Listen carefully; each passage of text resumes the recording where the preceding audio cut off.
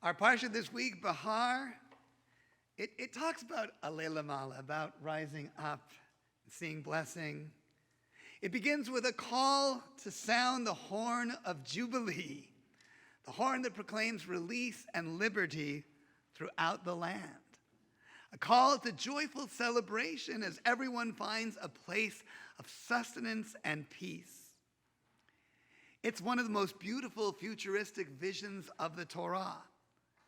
And it's, of course, connected to the later prophetic hope that one day it shall happen when all shall sit under their vine and their fig tree, and none shall make them afraid. Well, after this week, we know that we are so very far from the fulfillment of that vision. The horn of the Jubilee is not being sounded in this country, but the sirens of distress are blaring loud and clear. It's so hard to believe that once again a group of Americans going about their business, entering a store to purchase perhaps food for a birthday party, or to bring sustenance to a struggling relative, then planning to return home in peace and security, instead met the end of their lives.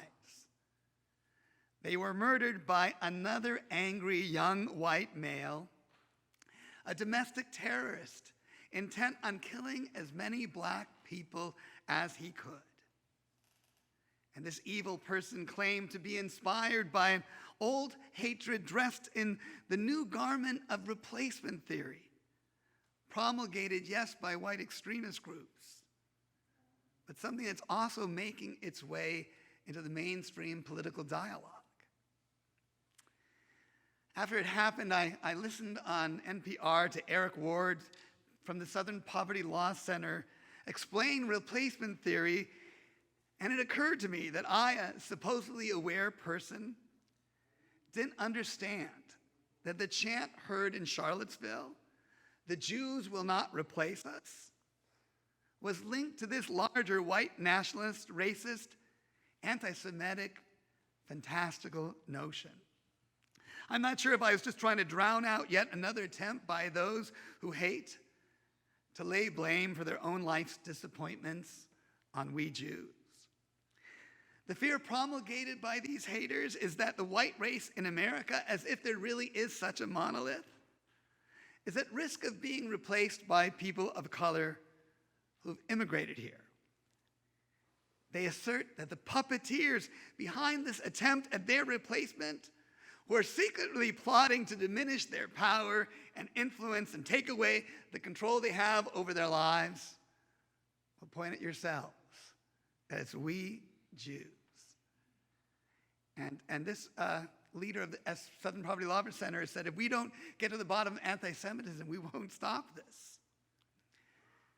Now, for our fellow African Americans, non-Jewish and Jewish alike, it must feel like another example of blaming yet again the victim.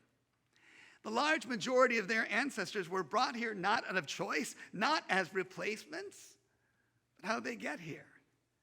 On slave ships of the white oppressors, the predecessors of these races. Perhaps I'm not understanding how replacement theory can apply to people who've been here almost since the founding of the colonies. But logic has no role in limiting this kind of behavior. Can we explain to such a person that we Jews aren't really part of such a plot? Would they believe you?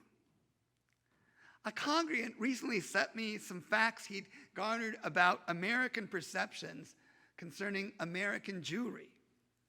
And one of the facts that stood out to me is a recent poll in which they asked Americans, what do you think the Jewish population in the United States is? And what was the average answer? Anyone know? That we are 30% of the U.S. population. That would make us 100 million people. And I'd be so happy.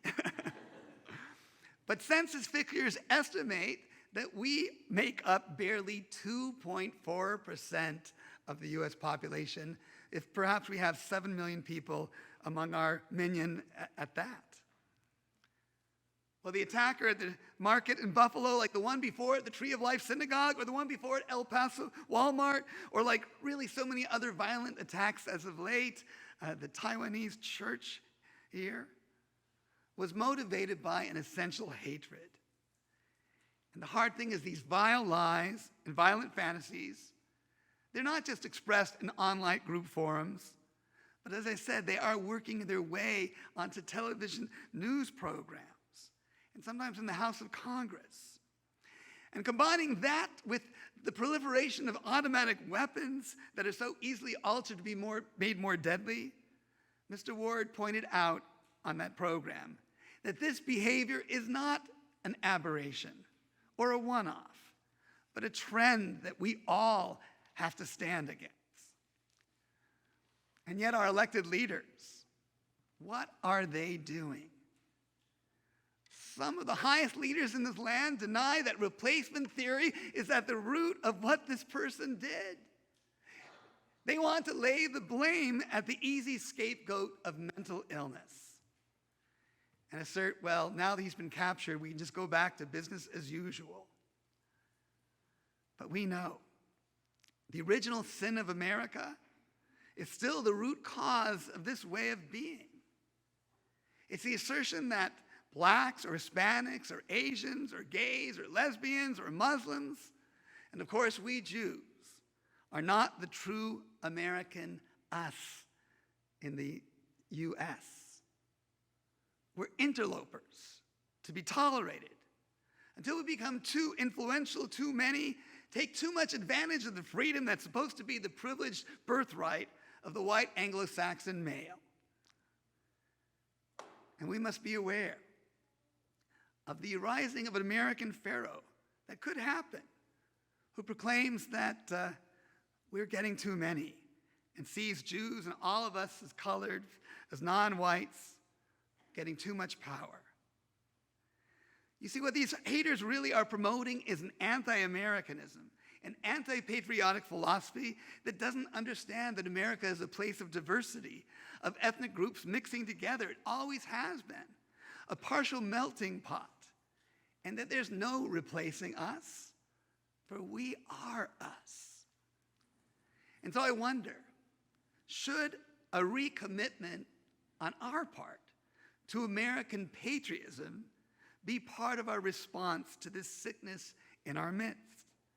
Should we renew an American patriotism that celebrates the true values of liberty and freedom and justice for all, that embraces our diversity and pushes back on those who would like to make this country not a place of light, not a beacon on the hill for the world to emulate, as Ronald Reagan envisioned, but a place of medieval darkness is what they want. And in so doing, we need to drown out the television commentators who would traffic in this kind of hatred as a means of garnering lucre. And we should call upon the corporations to leave their channels and declare that one may be free to state hate speech, but that the cost should be very high. And yes, we need to contact our leaders and still work for the basic sensible gun control laws and enact legislation that prohibits individuals who've been convicted of a misdemeanor level hate crime from having the right to purchase guns or transfer them. There are so many things that we can do to not just stop lethal hate crimes, but seemingly crazy acts every week, can you believe it, of gun violence, using automatic weapons that kill and injure so many. We have our work to do, and I think it's patriotic work. It's not just negative work to stand up against these kind of forces of evil thought and expression. And the work is hard, but the Anti-Defamation League is out there doing that work.